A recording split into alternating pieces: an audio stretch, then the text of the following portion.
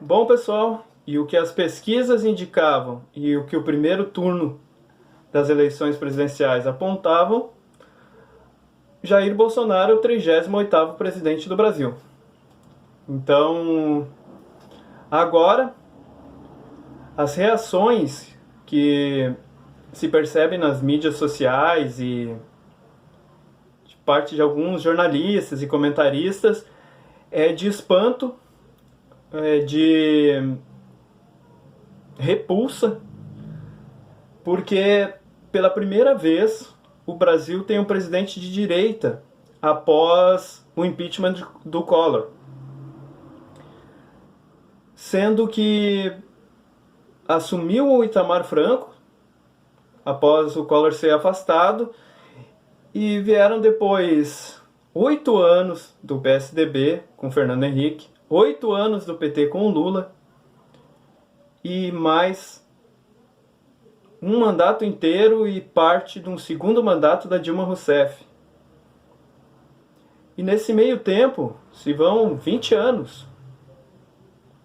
E 20 anos onde o PT considerava o PSDB de direita, né, o que não tinha nada a ver com direita, era apenas a forma de se dirigir ao partido, porque todo mundo sabe que o José Serra, Fernando Henrique Cardoso, Mário Covas não eram pessoas de direita. O Brasil não tem uma cultura de direita após o regime militar. Então, tivemos esse longo período após a democratização e a gente teve que lidar com números muito preocupantes que fizeram acender o sinal de alerta, que o Brasil chegou a mais de 60 mil homicídios por ano, começou a entrar numa crise sem precedentes na economia, perdendo tudo que tinha conquistado nesse meio tempo com os commodities, com o bom momento financeiro do mundo, com a China comprando muita matéria-prima. Então, o Brasil chega no final da segunda década dos anos 2000, dando um passo atrás. Por que eu digo isso? Porque o pessoal que formou a grande mídia, grande parte dos jornalistas, dos políticos que estiveram no poder, tanto no PT como no PSDB, no MDB, eles tinham como grande estigma, como grande símbolo do mal, do que era mais nefasto, o regime militar. Por causa das guerrilhas, por causa da censura que ocorreu, e esse pessoal, principalmente os mais velhos, eles sofreram muito nesse período. Então criaram essa mística dos militares. Só que eles esqueceram que isso não refletia a opinião da totalidade da população. Muita gente no período militar, e eu me lembro do meu avô e outras pessoas que gostavam do período militar por causa da segurança, tinha respeito, e depois meio que as coisas viraram de cabeça para baixo para eles. Os mais jovens até não notaram tanto, que é a minha geração, porque já pegaram esse período de liberdade dos anos 80, anos 90, nos anos 2000, e se esqueceu da ditadura como sendo algo real, como sendo uma coisa palpável. Acabou indo para o folclore de tanto que se falou na ditadura militar. Tanto é que foram acusar e julgar o brilhante Ustra já na década de 2000. Então se criou claro, com o PT já no poder, uma perseguição ao que restou daquele período. Só que teve um efeito contrário. Esses jornalistas, esses ex-guerrilheiros como Dilma, como José Dirceu, José Genuíno, eles agora estão tendo que conviver com a situação de um militar, um capitão tosco, que pintaram como Hitler, como fascista, como o suprassumo de tudo que não presta. O cara ganhou 57 milhões de votos e foi eleito presidente do Brasil por voto popular. Não importaram as campanhas, não importaram as condições financeiras. E o Mano Brown, pouco antes da eleição, ele ilustrou bem o que estava acontecendo quando ele fala que o PT não conseguiu falar com o povo. E não conseguiu mesmo, virou partido de elite. PT, PSOL, PCdoB, é partido de universidade, partido de elite, das praias cariocas.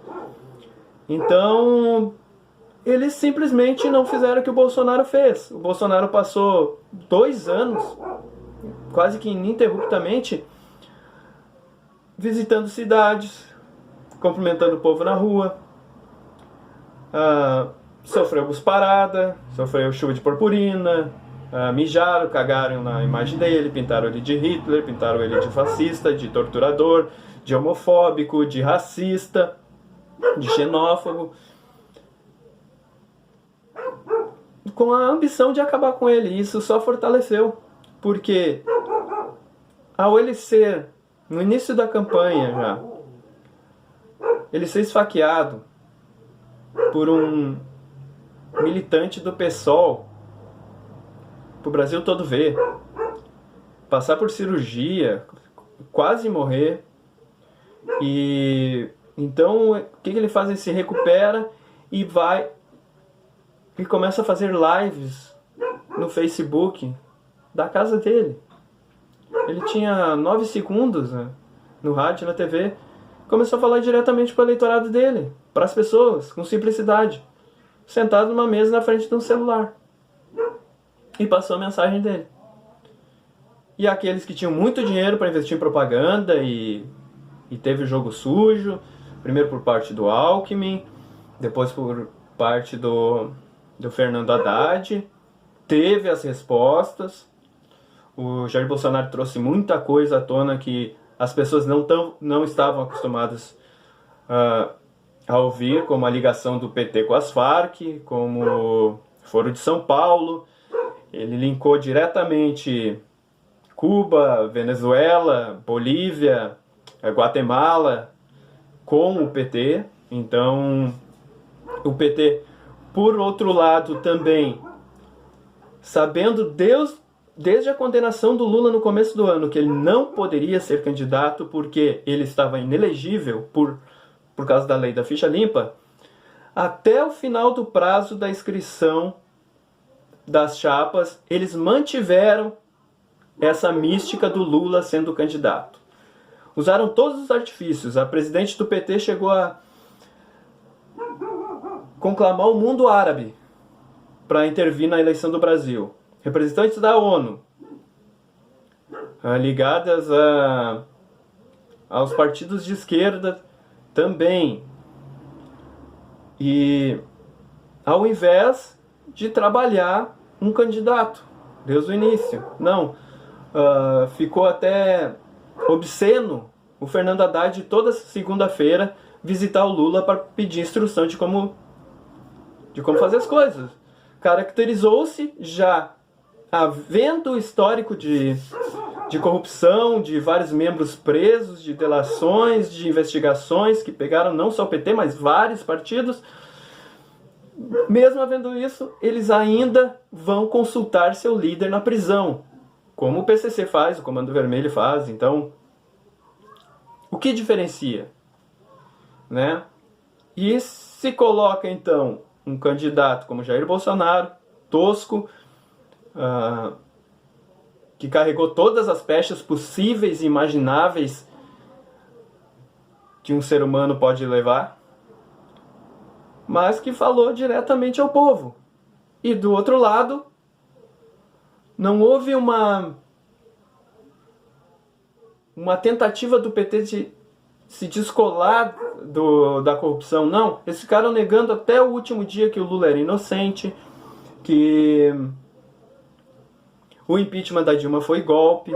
Isso aí já acendeu o sinal de alerta também. Depois do impeachment, campanha por diretas já, os mesmos artistas que fizeram lá na década de 80. Então, de novo o papo das diretas já. Papo do golpe, papo das diretas já. Daí a Dilma sofre o impeachment e depois sai candidata a senadora. Daí fica em quarto lugar em Minas. O PT, de certa forma, é varrido de vários lugares. Não só o PT, mas Romero Jucá, Eunice Oliveira não foram eleitos, entre outros. Então, afundou grande parte da velha política. Tanto é que o partido do Bolsonaro conseguiu 3 governadores, teve seus deputados federais e estaduais como os mais votados, abriu espaço para o Novo ganhar o governo do estado de Minas Gerais. Então, eu acredito que as pessoas não estão entendendo o que está acontecendo. Elas, principalmente a esquerda brasileira, não está sabendo processar o que está acontecendo. Eu até aconselho a eles fazer uma visita pro Gabeira, porque parece que é o único que tem sobriedade, que não fica falando em fim da democracia, botando pechas e